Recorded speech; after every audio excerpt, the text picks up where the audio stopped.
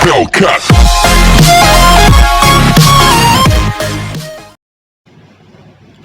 So hello everyone, कैसे हैं आप लोग? उम्मीद है बहुत अच्छे होंगे। सो हमने 6.1 के ऊपर 2 लेक्चर्स कर लिए हैं। आज हमारा फाइनल लेक्चर है 6.1 के ऊपर, फिर 6.2 चलेंगे। आज हम 13, 14, 15, 16 देखने वाले हैं और इसके बाद के जो 17 और 18 क्वेश्चन है वो ऑब्जेक्टिव टाइप क्वेश्चन है। वो ऑब्जेक्टिव वाला जो लेक्चर होगा उसमें इंक्लूड होगा। तो आज हम 16 तक के क्वेश्चन को डिस्कस करने वाले हैं। ओके, तो क्वेश्चन नंबर 13 अगर आप देखेंगे ना, मैं आपको पहले समझा दे रहा हूँ क्वेश्चन, उसके बाद फिर हम सॉल्व करते हैं। क्वेश्चन नंबर 13 अगर आप देखेंगे तो आपको वहां पर बोला गया है कि भाई एक बलून है, उस बलून की जो शेप है वो स्फेरिकल है, मतलब वो स्फेयर की शेप में है। ठीक है, उसका जो डायमीटर है वो चेंज हो सकता है, वो वेरिएबल है, दैट इज 3/2 2x + 1। ये उसका डायमीटर इस रेशो से गिवन है या इस टर्म से गिवन है। देन आपको उसके वॉल्यूम में रेट ऑफ चेंज निकालना है विद रिस्पेक्ट टू x। सो बहुत ईजी है, हम करते हैं, कैसे करेंगे देखना है यहाँ पे। सो देखो सॉल्यूशन में, ये कौन सा क्वेश्चन था हमारा? Question number 13। ओके, सो ध्यान से देखो, हमारे पास जो डायमीटर गिवन है उसको हम पहले देख ले रहे हैं। तो डायमीटर को किससे डिनोट कर दें? डी से डिनोट कर दें, कैपिटल डी से।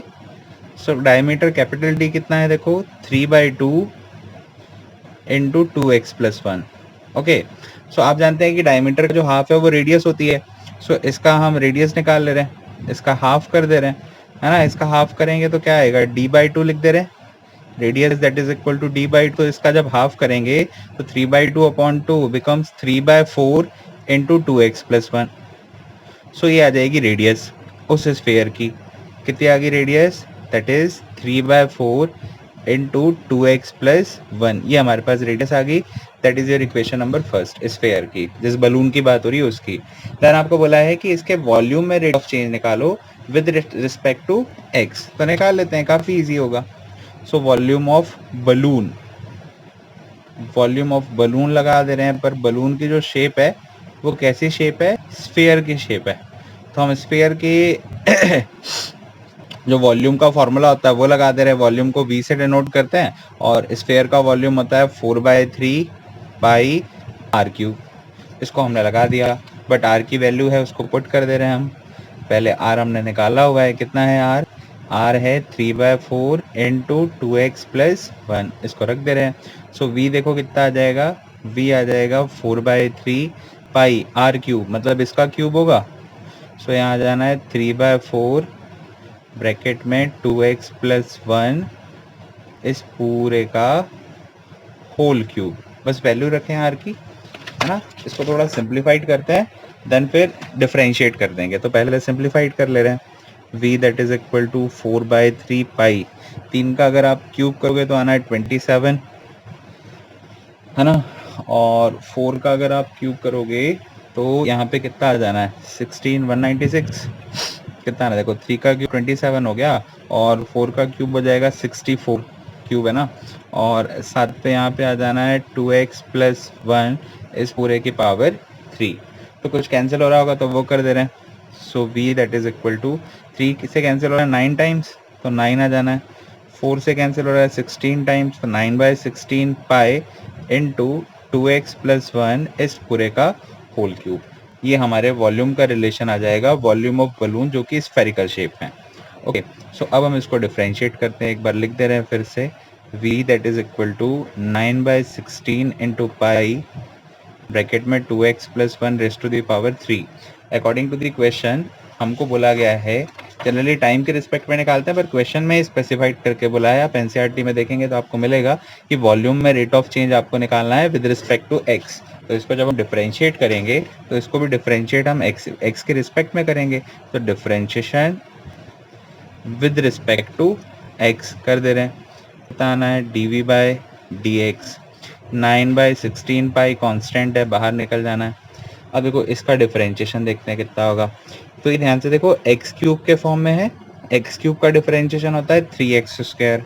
सो हो जाना है 3x जगह ये पूरा कुछ है तो 2x + 1 इस पूरे का स्क्वायर। चेन रूल लगेगा यहाँ पे, क्यों?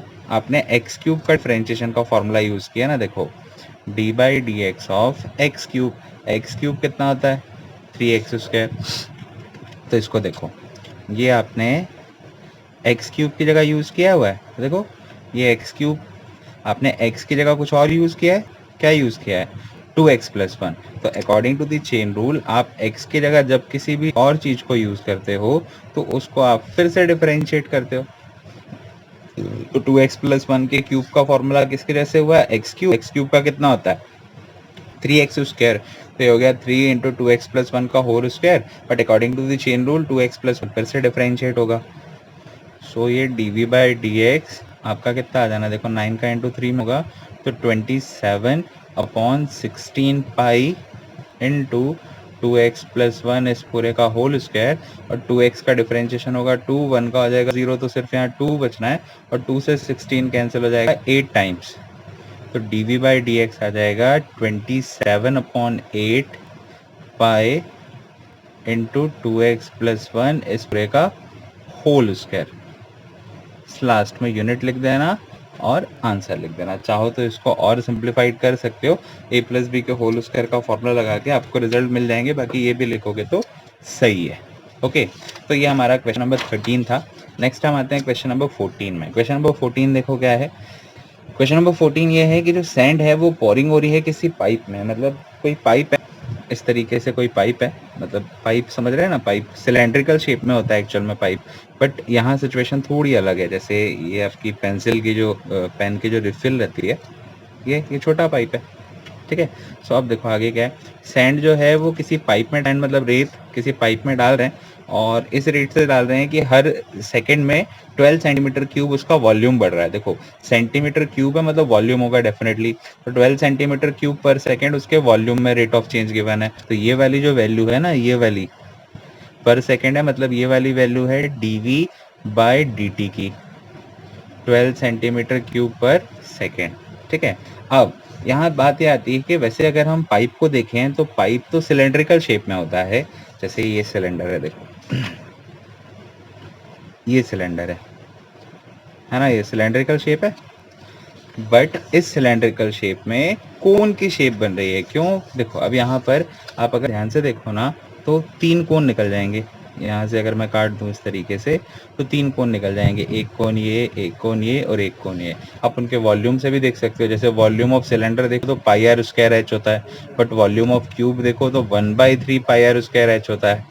क्यों, क्योंकि एक जो सिलेंडर है उसके अंदर 3 कोन इंसिस्ट करते हैं, उन्हीं में से आप 3 कोन बनाते हैं, ठीक है। तो यहाँ पर भी वही सिचुएशन हो रही है कि जब सैंड जो है किस में जा रही है, पाइप में, तो वो कोन की शेप बना रही है।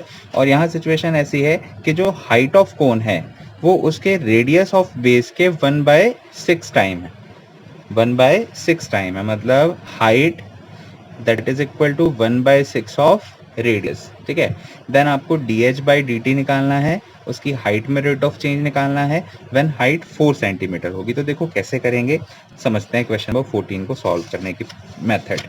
क्वेश्चन नंबर 14 जो है वो थोड़ा अभी आपके लिए डिफरेंट इसलिए होगा क्योंकि अभी तक जितने भी क्वेश्चंस आ रहे थे वहां सिर्फ एक वेरिएबल हो रहा था। जैसे अगर हम बात कर लें, चलो मैं आपको समझता हूँ मैं क्या बोलना चाह रहा हूँ, सुनना। जैसे अगर हम सर्कल की बात करते हैं तो सर्कल में हम ये फॉर्मूला लगाते थे एरिया के लिए। अगर हम स्फेयर की बात करते थे तो स्फेयर के वॉल्यूम के लिए ये फॉर्मूला लगाते थे, है ना। या अगर हम किसी और चीज़ की बात कर रहे हैं, अभी तो इन्हीं दोनों के क्वेश्चंस देखे थे हमने।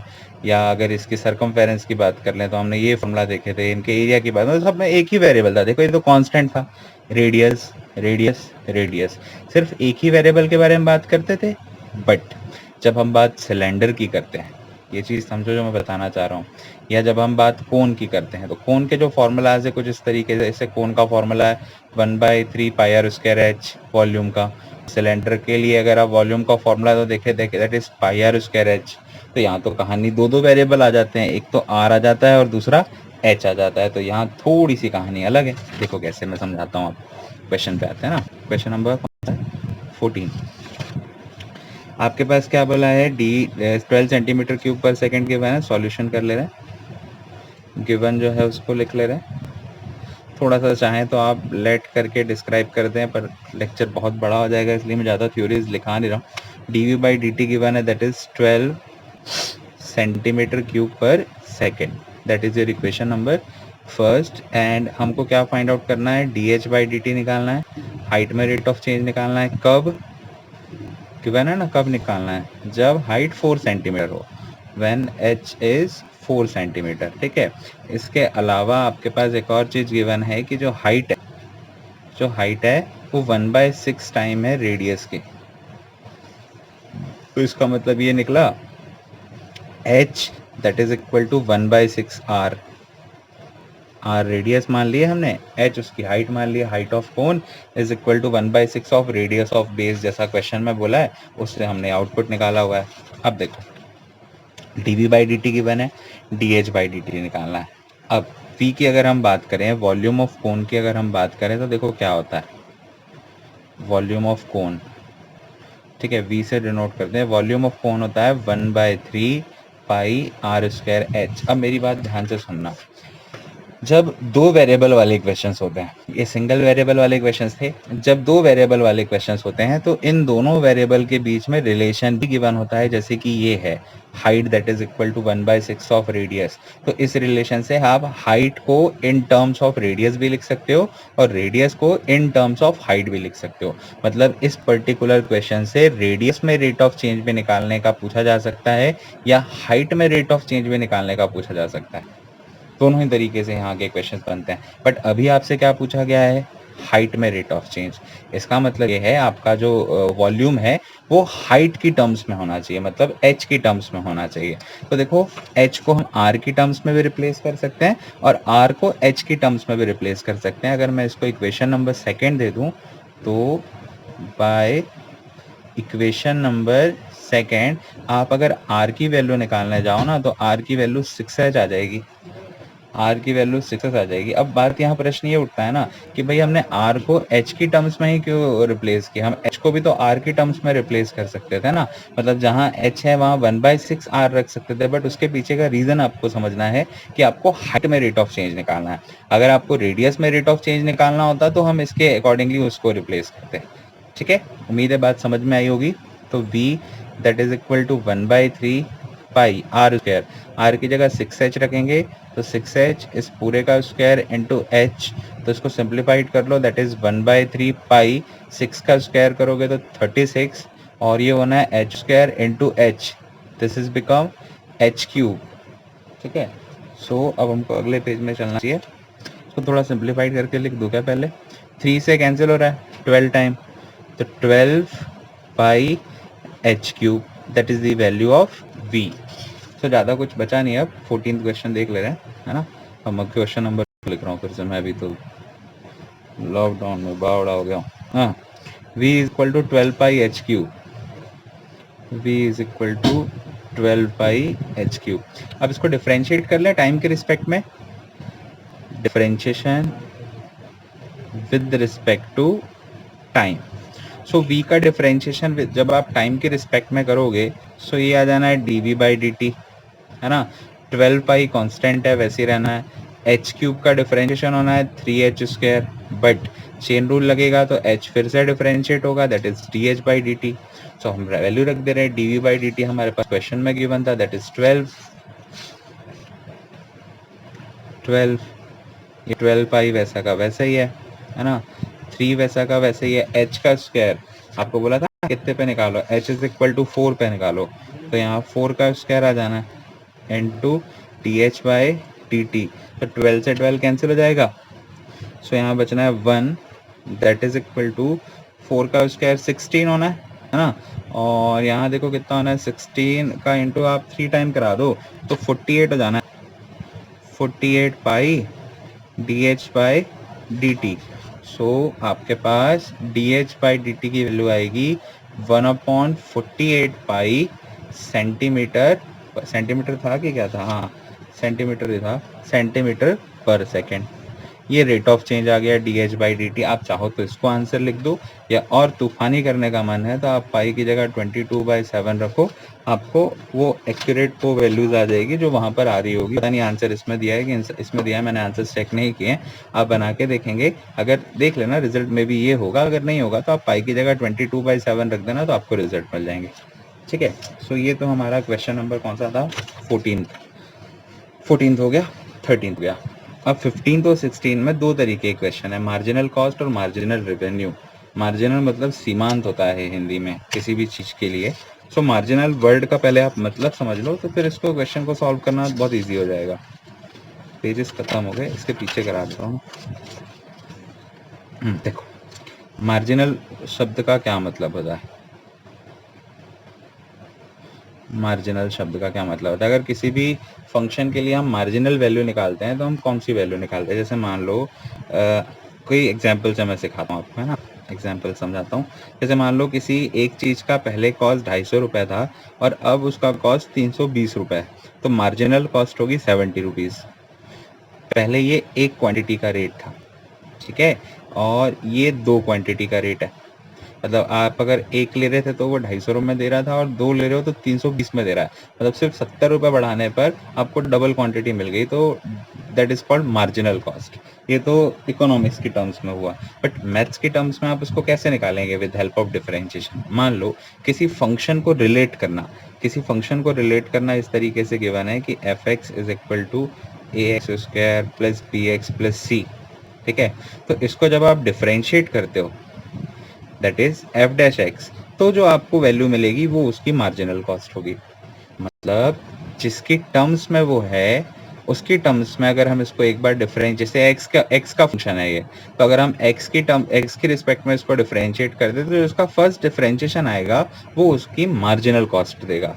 तो एग्जांपल से ही समझो ना, ऐसे कंफ्यूज हो रहे हो मुझे भी लग रहा है। सो क्वेश्चन ही देख लेते हैं क्या है। 2 क्वेश्चन है 15 और 16, दोनों में से कोई भी मैं बता दे रहा हूँ।